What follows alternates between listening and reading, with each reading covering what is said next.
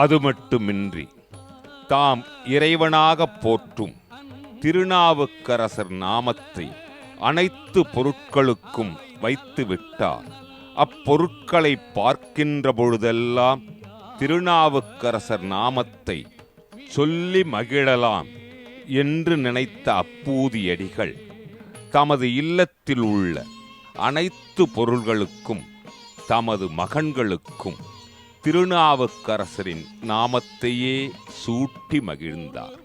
திருநாவுக்கரசர் நாமத்தால் தண்ணீர் பந்தர் ஒன்றும் அறப்பணி பலவற்றையும் செய்து வந்தார். ஒரு நாள் திருநாவுக்கரசர் அருகில் திருப்பழனம் என்னும் ஊரில் பதிகம் பாடிவிட்டு வரும் வழியில் திருநாவுக்கரசர் தண்ணீர் பந்தல் என்னும் தமது பெயரிலேயே சூட்டப்பட்டு இருப்பதைக் கண்டு ஆச்சரியப்படுகிறார். உடனே இது யார் செய்தது என்று விசாரிக்கின்றார்.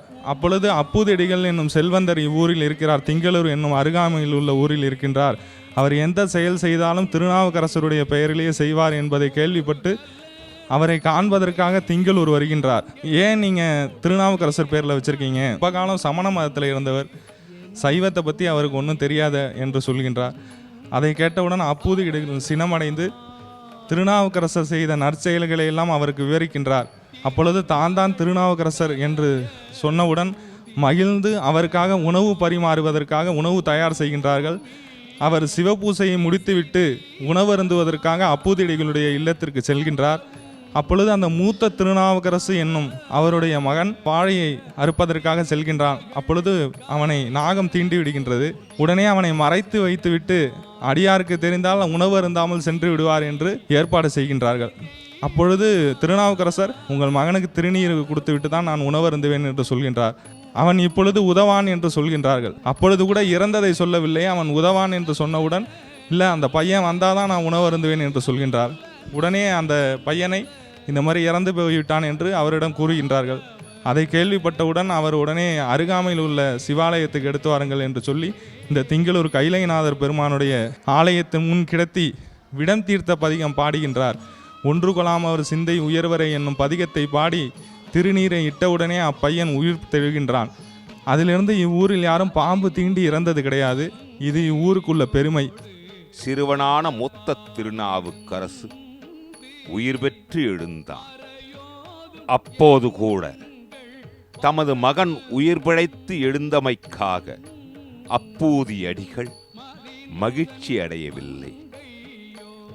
திருநாவுக்கரசர் பெருமான் திருவமுது செய்யவில்லையே என்று வருத்தப்பட்டார். அதனை புரிந்து கொண்ட திருநாவுக்கரசரும் மகிழ்ச்சியுடன் விருந்துண்டார். அப்பூதியடிகளுடன் பல நாட்கள் தங்கியிருந்தார்.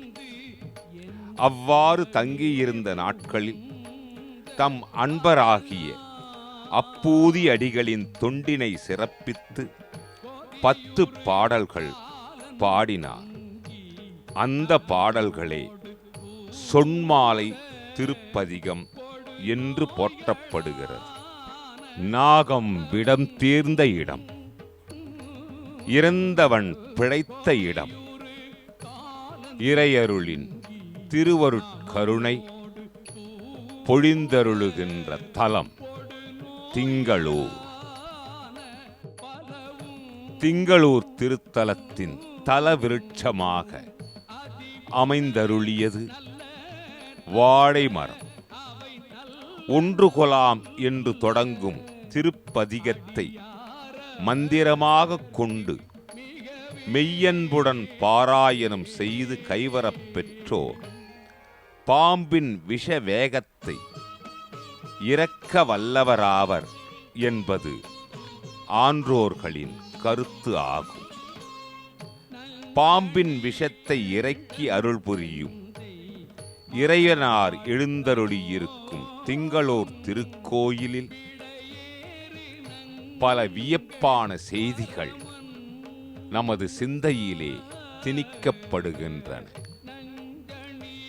திங்களூர் ஊரை பொறுத்தவரை நாகம் ஏதும் தீண்டுவதில்லை எனவும், ஒருவேளை அவ்வாறு தீண்டப்படுமேயானால் விஷம் ஏறாது எனவும் ஊர் பெரியவர்கள் உரைக்கின்றனர்.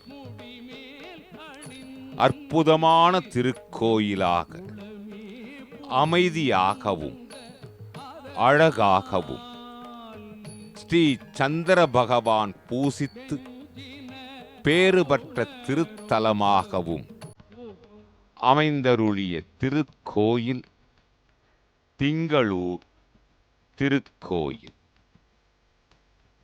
சந்திர தசை நடப்பவர்கள், சந்திர தோஷம் உள்ளவர்கள் திங்களூர் திருக்கோயிலுக்கு வருகை புரிந்து பெருமானையும் பெருமாட்டியையும் தரிசனம் செய்து திருக்கோயிலின் உள்ளே தனிச்சன்னதியில் எழுந்தருளியிருக்கின்ற ஸ்ரீ சந்திர பகவானுக்கான அபிஷேகங்களையும் ஆராதனைகளையும் நடத்தி வருகின்றனர்.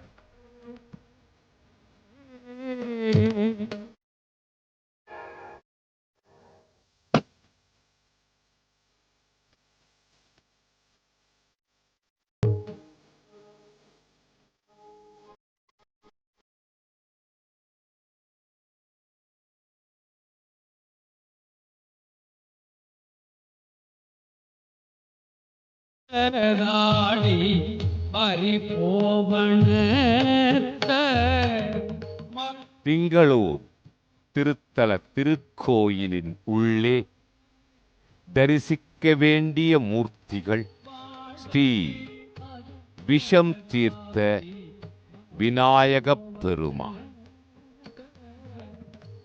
அருள்மிகு ஸ்ரீ தட்சணாமூர்த்தி பெருமான்,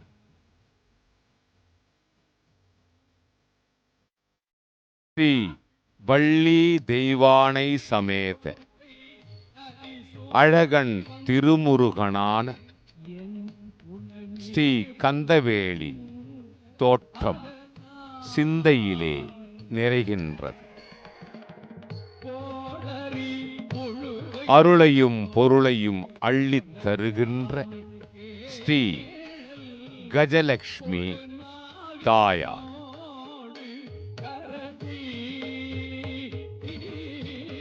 திங்களூர் திருத்தலத்தில் திருக்கோயிலின் உள்ளே அருள்மிகு ஸ்ரீ பைரவப் பெருமான் தேய்பிறையில் அஷ்டமி திதியில் அபிஷேகம் நடத்துவது சிறப்பாகும். கோளறு பதிகத்தால் நவக்கிரகங்களை வழிபட்டால் வாழ்க்கையில் உள்ள கோளாறுகள் நீங்கும் என்பதை நினைவுபடுத்துகின்ற நலம் தரும் நவக்கிரகங்களுடன் ஸ்ரீ சூரிய பகவானுக்கான தனிச்சன்னதி அமைந்தருளி இருக்கின்றது. திங்களூர் திருத்தலத்தில் தனிச்சன்னதியில் எழுந்தருளியிருக்கின்ற ஸ்ரீ சந்திர பகவானின் தரிசனம் ததிசங்க துஷாராம் க்ஷீரோதார்ணவ சம்பவம் நமாமி சசினம் சோமம் சம்போர் மகுடபூஷணம்.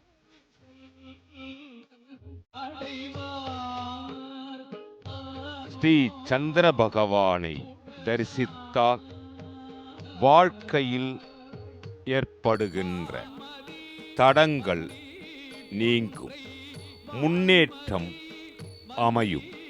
திங்களூர் திருத்தலத்தில் தனிச்சன்னதியில் எழுந்தருளியிருக்கின்ற ஸ்ரீ சந்திர பகவானை பிரார்த்தித்தால் வாழ்க்கை முழு நிலவாய் பிரகாசிக்கும் என்பதில் ஐயமில்லை. இரவின் இருள் நீக்கும் பகவானாக ஸ்ரீ சந்திர பகவான் உலகத்திற்கெல்லாம் ஒளி கொடுப்பது போல திங்களூர் திருத்தலத்தில் எழுந்தருளியிருக்கின்ற ஸ்ரீ சந்திர பகவான் பக்தர்களின் வாழ்க்கையில் ஏற்படுகின்ற இருளை நீக்கி பூரண ஒளியை, பௌர்ணமி ஒளியை, அமுத ஒளியை அருள்பாலித் தருளுகின்றான் என்பது அருளாளர்களின் அருள் வாக்கு ஆகும். உணவிற்கு அதிபதி சந்திரன் என்பதால் சந்திரனை பிரார்த்தனை செய்வது நமக்கு மிகவும் நல்லது. இதைவிட குழந்தை பிறந்தவுடன் அந்த குழந்தை முதலாக அன்னம் ஊட்டுவதை இத்திருக்கோவிலில் அன்னப்பிராசனம் என்னும் விழாவாக நடத்துகின்றோம். அதாவது குழந்தைக்கு செரிமானம் நல்லபடியாக ஆக வேண்டும் என்றால் ஔஷத தேவதைகள், மருத்துவ தேவதைகளுடைய திருவருள் வேண்டப்படுகின்றது. இந்த ஔஷத தேவதைகளுக்கு அதிபதியாக சந்திரன் உள்ளார். அது மட்டும் இல்லாமல் மாற்றுக்காரனாக இருக்கின்றார். அதாவது நம்ம அம்மா வழியில் வரக்கூடிய சொந்தங்கள், அவர்கள் மூலமாக கிடைக்கக்கூடிய நன்மைகள், இதெல்லாமும் சந்திரனை வச்சு தான் நம்ம சொல்கிறோம். அதனால் இங்கே குழந்தைகளுக்கு அன்னப்பிராசனம் செய்வது ரொம்ப விசேஷம். அப்புறம் இந்த திருக்கோயிலில் திங்கள் அன்று வழிபாடு செய்வது சிறந்தது. இதைவிட நம்முடைய ராசி மேசம், விருச்சிகம் போன்ற ராசி உடையவர்கள் செவ்வாய்க்கிழமைகளிலும், கடகராசி உடையவர்களுக்கு திங்கட்கிழமையும், சிம்ம ராசி உடையவர்களுக்கு ஞாயிற்றுக்கிழமையும், கன்னி புதன் போன்ற ராசி உடையவர்களுக்கு புதன்கிழமையும், தனுசு மீனம் போன்ற ராசி உடையவர்களுக்கு வியாழக்கிழமையும், துலாம் ரிஷபம் ஆகிய ராசி உடையவர்களுக்கு வெள்ளிக்கிழமையும், மகரம் கும்பம் ஆகிய ராசி உடையவர்களுக்கு சனிக்கிழமையும் வழிபாடு செய்வது மிகவும் நல்லது. இத்திருக்கோயிலில் பௌர்ணமி விழா மிக விமரிசையாக நடைபெற்று கொண்டிருக்கின்றது. மாதம் பௌர்ணமி என்று சந்திரன் உதயமானவுடன், சந்திரோதயம் என்று சொல்லக்கூடிய 5:30 மணிக்கு மேல் இங்கு உள்ள இறைவன் ஸ்ரீ பெரியநாயகி உடனுரை கைலாசநாத சுவாமிக்கும் சந்திரமூர்த்திக்கும் விமரிசையாக அபிஷேக ஆராதனை நிகழ்ந்து கொண்டிருக்கின்றது.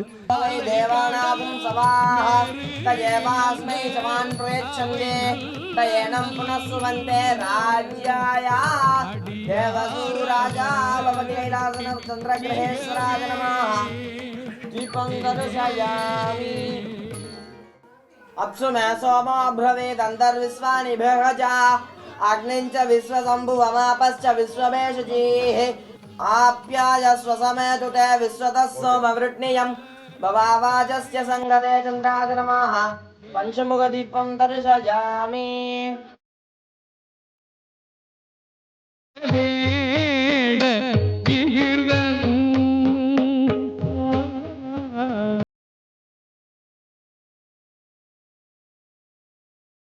திங்களூர் திருத்தல திருக்கோயிலில் எழுந்தருளி அருள்பாலித் தருளுகின்ற பெருமான் அருள்மிகு ஸ்ரீ கைலாசநாத சுவாமி. நாகதோஷம் உடையவர்களும் நாகதோஷத்தால் திருமணம் அமையப்பெறாமல் இருப்பவர்களும் திங்களூர் திருத்தலத்திற்கு வந்து அருள்மிகு ஸ்ரீ கைலாசநாத சுவாமியை தரிசனம் செய்தால் நாகதோஷம் விலகி திருமணம் நடைபெறும் என்பது கண்கூடான காட்சியாகும். இத்திருத்தலத்தில் அமைந்தருளியுள்ள இறையருளிடம் ஒன்று கொலாம் என்னும் பதிகம் பாடினால் உயர்வு பெறலாம். திருநாவுக்கரசர் பெருமானின் பெயரில் அப்பூதி அடிகளார் அமைத்த தண்ணீர் பந்தல் இன்றளவும் நடைமுறையில் உள்ளதாகும். ஸ்ரீ சந்திர பகவான் பூசித்து பேறு பெற்றதால் திங்களூர் என்ற திருப்பெயரை பெற்ற திருத்தலத்தில் எழுந்தருளியுள்ள ஸ்ரீ சந்திர பகவானையும் பெருமானான ஸ்ரீ கைலாயநாதர் கற்பக விருட்சம் லிங்கமூர்த்தியாக அருள்பாலித்தருளுகின்ற ஸ்ரீ கைலாசநாத சுவாமியையும் அருள்மிகு பேரருட்கருணை பொழிந்தருளுகின்ற அம்பாள் ஸ்ரீ பெரிய நாயகி அம்மையையும் தரிசனம் செய்தால் வாழ்க்கை முக்தி பெற்றதற்கு உதாரணம் என்பதில் எவ்வித சந்தேகமும் இல்லை. தாயே, தயாபரியே, தயை கூர்ந்து பக்தர்களுக்கு அருள் புரிவாயா. திங்கள்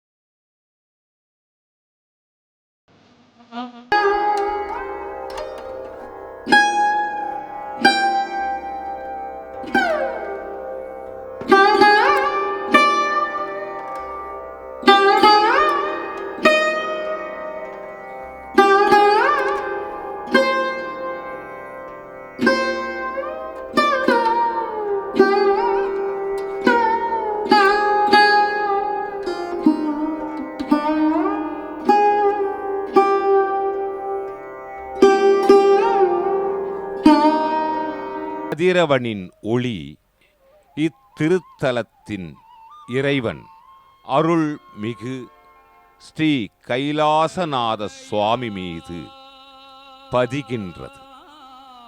அதன் மறுநாள் பூரண பௌர்ணமியில் மாலை நேரத்தில் 6:30 மணிக்கு சந்திரனின் அற்புத ஒளி சிவலிங்கத்தின் மீது பதிவதால் இத்திருத்தலத்தில் வெகு சிறப்பாக சந்திர பூஜையும் நடைபெறுகின்றது. பக்தர்களின் பிரார்த்தனைக்கு உகந்த திருத்தலமாக அமைந்தருளி இருக்கின்றது திங்களூர்.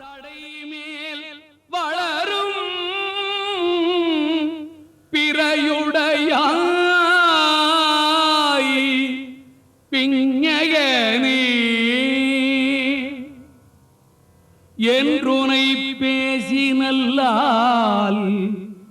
உரையுடையார் குற்றம் போராய் கொள்கையினால் உயர்ந்த நிறையுடையார் இடர்களையாய்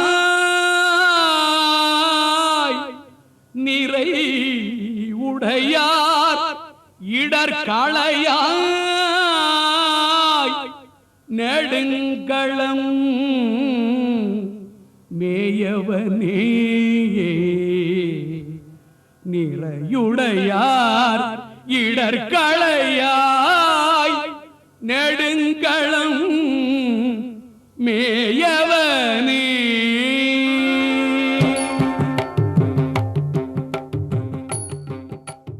ஓர் சிறந்த பிரார்த்தனை திருத்தலமாக அமைந்தருளியிருக்கின்ற திங்களூர் திருத்தலம் திருவையாற்றுக்கு கிழக்கே 2 கிலோமீட்டர் தொலைவில் காவிரியாற்றின் கரையில் அமைந்தருளியுள்ளது. இடர்களையாய்